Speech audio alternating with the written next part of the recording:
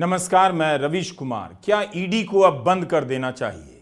जब एक सरकारी जांच एजेंसी ऐसी हरकत करने लग जाए कि कानून के समक्ष भी अपने काम का बचाव ना कर सके, तो फिर इस विभाग को भंग ही कर देना चाहिए।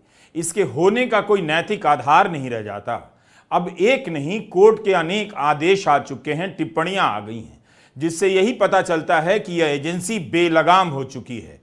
पंजाब और हरियाणा हाईकोर्ट के जस्टिस महावीर सिंह सिंधु ने कांग्रेस के विधायक सुरेंद्र पवार के मामले में जो कहा है, उसे सुनकर इसके अफसरों को शर्मिंदगी तो होती होगी, लेकिन शर्मिंदगी अगर हो रही होती तो एक ही गलती को बार बार दोहराया नहीं जाता।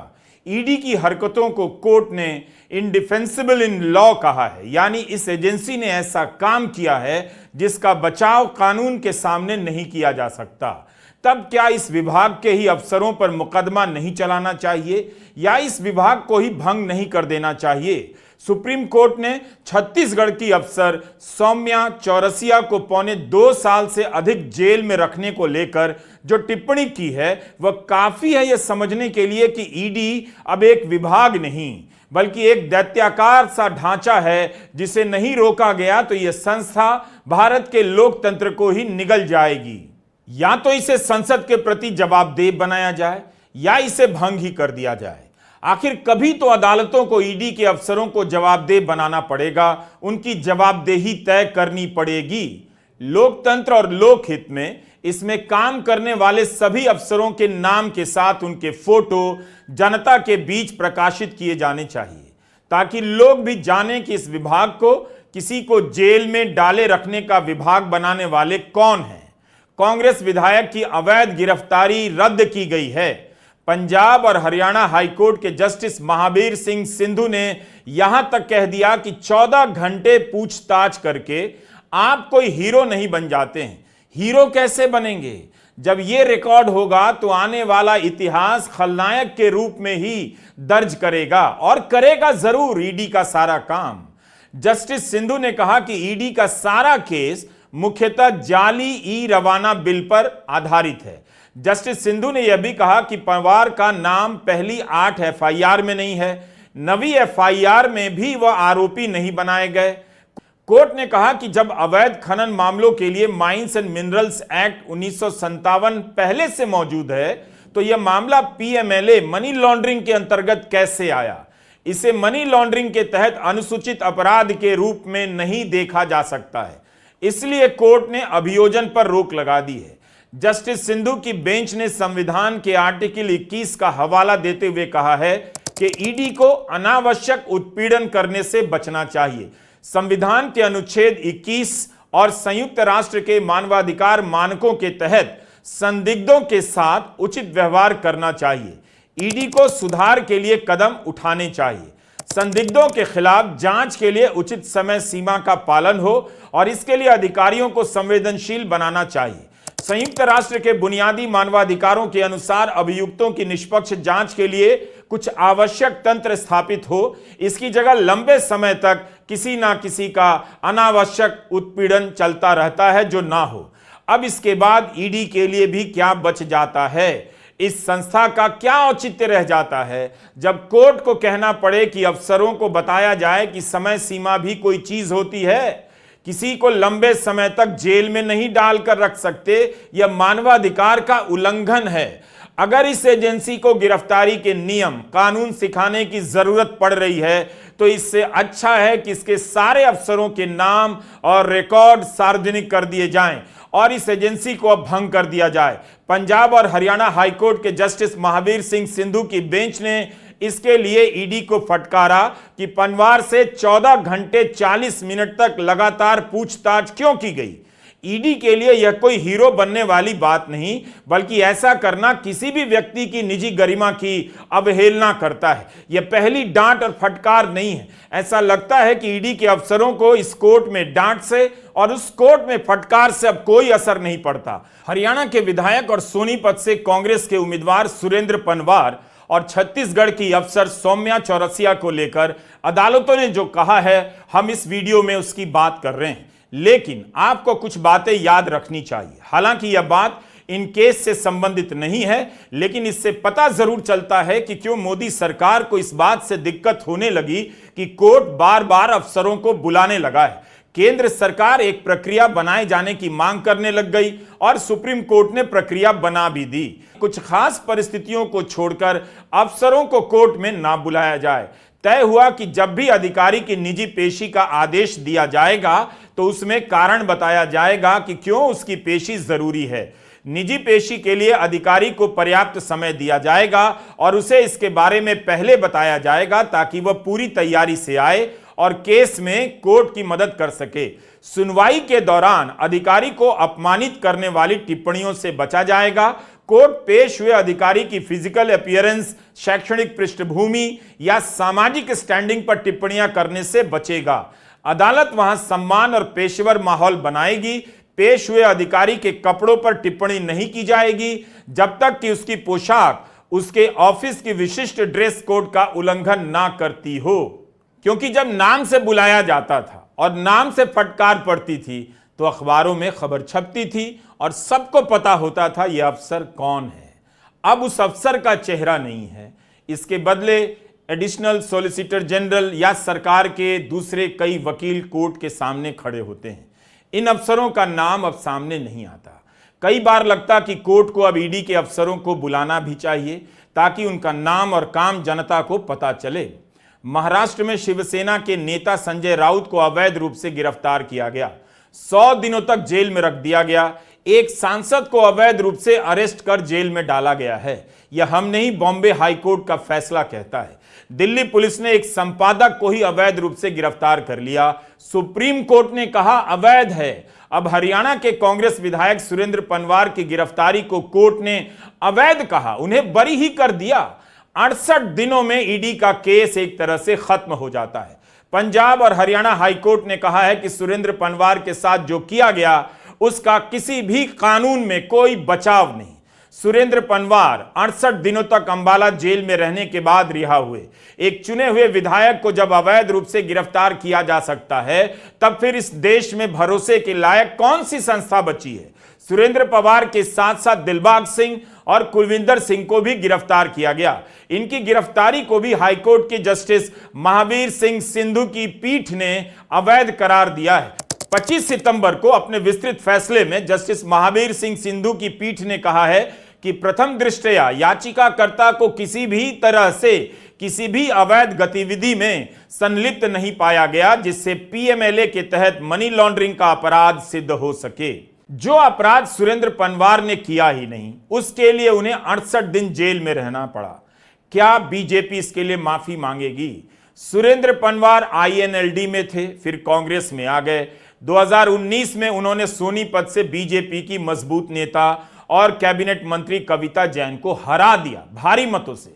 क्या इस वजह से सुरेंद्र पनवार को जेल में भेजा गया क्योंकि वे इस बार भी कांग्रेस की तरफ से उम्मीदवार बनाए गए हैं? ऐसे छापों के वक्त गोदी मीडिया की हेडलाइन देखा कीजिए। ऐसी चमकती है हेडलाइन जैसे सारे दस्तावेज इन एंकरों ने पढ़ लिए हों और कोर्ट ने सजा दे दी हो। अब कब बीजेपी कहेगी कि ईडी की गिरफ्तारियों पर भरोसा नहीं किया जा सकता? हर ऐसी गिरफ्तारी के बाद बीजेपी बयान देने आ जाती है। और अब उसका क्या कहना है जब सुरेंद्र पनवार की गिरफ्तारी ही अवैध पाई गई है?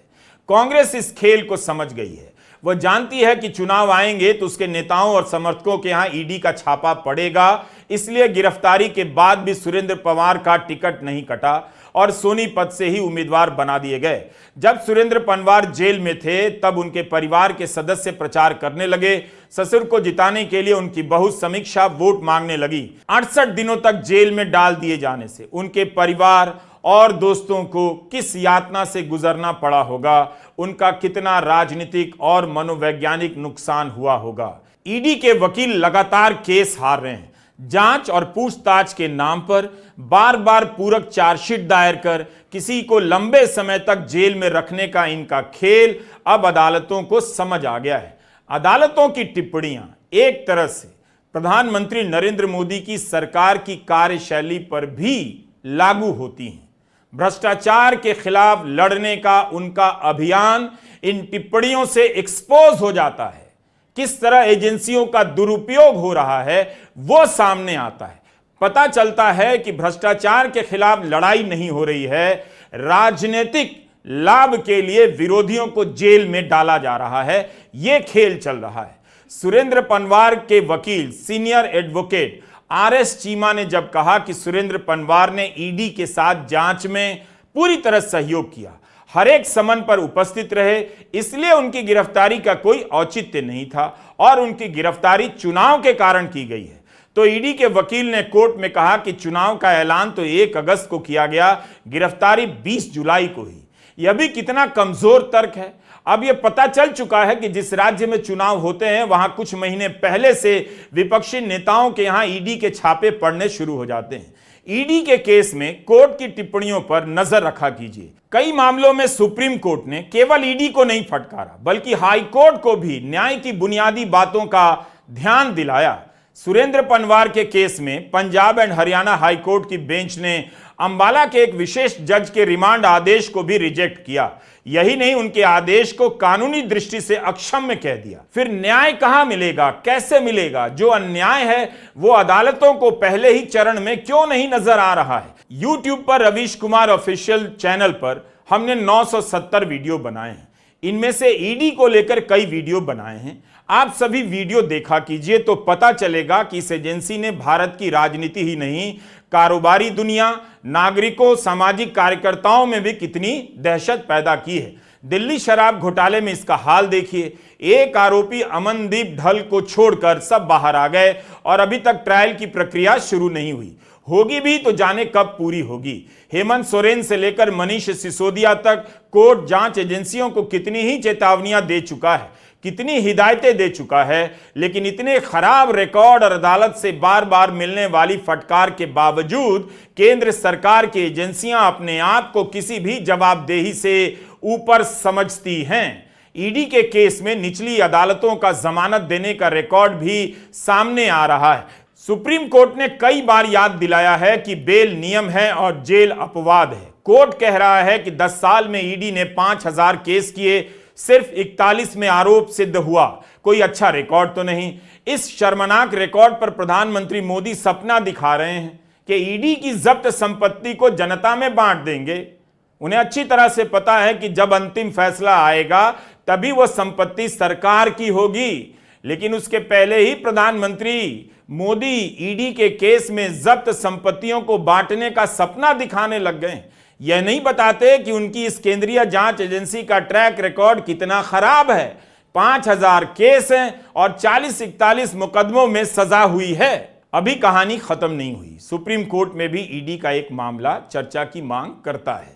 जस्टिस सूर्यकांत, जस्टिस दीपांकर दत्ता और जस्टिस उज्जवल भुयान की पीठ ने जो छत्तीसगढ़ की अधिकारी सौम्या चौरसिया को बेल देते हुए कहा है, वह फिर से यही कह रहा है कि इस एजेंसी को बेसिक काम करने की ट्रेनिंग देने की जरूरत है और सबसे जरूरी है कि इसे बताया जाए कि कब तक विपक्ष के लोगों को इस तरह से जेल में डालने की योजना चलती रहेगी और कितने केस में फटकार खाने के बाद ईडी के अफसरों को लगेगा कि हमारी क्या इज्जत रह जाएगी, क्या साख बच जाएगी।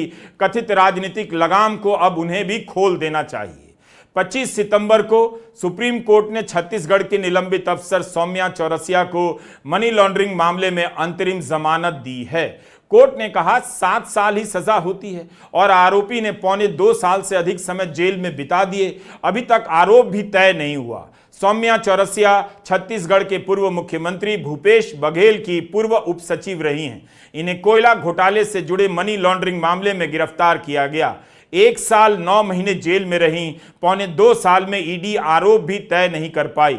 सौम्या चौरसिया की तरफ से वरिष्ठ वकील सिद्धार्थ दवे ने कोर्ट से कहा 1 साल 9 महीने की कस्टडी में एक बार भी चौरसिया को छोड़ा नहीं गया, जबकि केस अभी तक शुरू भी नहीं हुआ।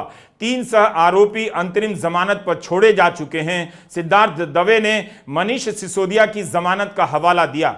छत्तीसगढ़ हाईकोर्ट से बेल नहीं मिली। हाईकोर्ट में उनकी जमानत तीसरी बार खारिज हुई, तब जाकर सौम्या चौरसिया ने सुप्रीम कोर्ट में चुनौती दी। सुप्रीम कोर्ट ने शर्तों और नियमों के अधीन अंतरिम राहत प्रदान करते हुए आदेश दिया है कि इस मामले में कई आरोपियों को जमानत दे दी गई है। सुनवाई के दौरान जस्टिस उज्जवल भुयान ने ईडी को एक बार फिर से कड़ी फटकार लगाई और कहा, आरोप तय किए बिना आप किसी व्यक्ति को कितने समय तक जेल में रख सकते हैं। इस कानून के तहत अधिकतम सजा ही 7 साल है।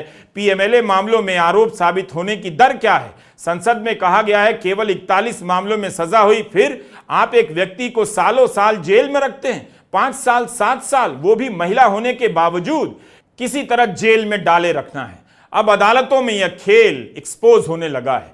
केंद्र सरकार की तरफ से जब additional solicitor general SV Raju ने कहा कि आरोप इसलिए तय नहीं हो सके क्योंकि कुछ आरोपियों के खिलाफ गैर जमानती वारंट की तामील नहीं हो सकी और निचली अदालतों में आरोपी पेश नहीं हुए, तब जस्टिस दीपांकर दत्ता ने हैरानी प्रकट करते हुए एएसजी एसवी राजू से कहा कि क्या यह किसी को सलाखों के पीछे रखने के लिए पर्याप्त कारण है? ऐसा लगता है किसी को अवैध रूप से गिरफ्तार करना ही है तो किसी को बस किसी तरह जेल में रखना है। अलग अलग मामलों में देखिए यही जाहिर होता है। ईडी जानती है कि प्रक्रिया ही सजा है, प्रक्रिया में उलझाना ही ईडी का मुख्य काम हो चला है। 2-2 साल विपक्ष के नेताओं को अंदर कर दो, ठीक चुनाव से पहले विपक्ष को इस तरह से खत्म कर दो। गनीमत है कि विपक्ष ने ईडी के डर का भूत उतार फेंका है, वरना इस देश का लोकतंत्र खोखला हो चुका होता। नमस्कार, मैं रवीश कुमार।